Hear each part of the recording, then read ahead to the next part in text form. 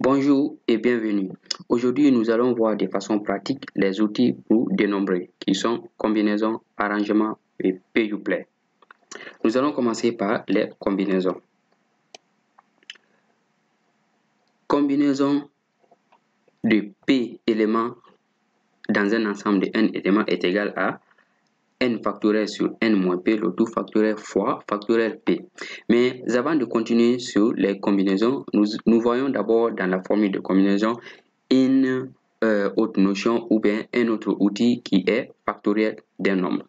Nous allons simplement et rapidement expliquer la notion de factoriel avant de continuer. Factoriel d'un nombre, soit n entier naturel.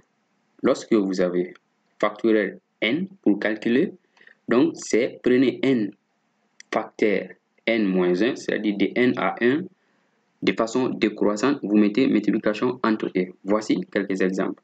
Factoriel 3 est égal à 3. Vous écrivez 3, 2, 1, de 3 jusqu'à 1, successif. Vous mettez multiplication entre eux. Nous avons 6. Factoriel 4, écrivez 4, 3, 1, 2. Vous mettez multiplication entre eux. Nous avons 24. Factoriel 5 est égal à 5 fois factoriel 4. Au lieu de continuer 4 fois 3 fois 2 fois 1. Donc, on a 120. Vous-même, vous pouvez effectuer pour factoriel 7 qui donne 50-40. Donc, remarque, factoriel 1 est égal à 1, factoriel 0 est égal à 1. Ça, c'est par convention. Voilà. Mais quand est-ce qu'on utilise factoriel? Dans quel genre d'exercice il faut utiliser factoriel? Factoriel est utilisé lorsqu'il s'agit de calculer le nombre de permutations. Donc, factoriel, il y a d'autres qui appellent encore nombre de permutations. Voici un exemple pratique. Factoriel 3 est égal, nous venons de calculer, est égal à 6. Ça veut dire qu'il y a 6 façons de permuter 3 choses. Donc, j'ai pris l'exemple sur des chaussures. Et on a 3 chaussures. Il y a combien de façons de superposer ou bien de permuter 3 chaussures? Nous avons 6 façons. Donc, voici les 6 façons qui sont énumérées. Donc, si on note la première chaussure comme numéro 1, la deuxième numéro 2 et la troisième numéro 3. Nous avons, quand on met en ordre 1, 2, 3, c'est une façon. Ou bien on peut commencer par 1, on met troisième, on met deuxième, une façon, ou bien deuxième, premier, troisième, ainsi de suite. Voici les 6 façons. Donc, factoriel, c'est le nombre de permutations ou bien le nombre de façons d'arranger des choses. Nous allons continuer sur combinaison. Donc, combinaison par définition veut dire quoi? C'est combinaison de n plus p à p, ça veut dire le nombre de façons de choisir p éléments dans un total de n éléments. Nous allons voir un exemple pratique. Soit vous avez 3 pommes devant vous. Il y a combien? On vous dit de choisir 2. Il y a combien de façons de choisir 2 pommes parmi 3 pommes? Nous allons essayer de voir les différentes façons. Soit vous pouvez choisir la pomme A et la pomme B. Ça, c'est une façon. Ou bien, vous pouvez choisir la pomme A et la pomme C. Ça, c'est une deuxième façon. Ou bien la pomme C et la pomme B, c'est une troisième façon. Donc, je pense que c'est tout. Donc, il y a 3 façons de choisir 2 parmi 3. Donc, nous disons combinaison de 3 pris 2 à 2. C'est de l'ensemble du nombre d'éléments est n qui doit être en bas de C et le nombre que vous choisissez qui est P qui doit être ici à la en haut sous forme de puissance. Donc, nous avons les différentes façons. On a AB ou bien AC ou bien CP. Donc, pour calcul numérique, on a combinaison de 3 plus 2 AD est égal à factoriel 3 sur 3 moins 2, le tout factoriel fois 2. Factoriel 3, c'est 3 fois 2 fois 1. 3 moins 2, c'est 1. Donc, c'est pris en factoriel. Factoriel 1 fois.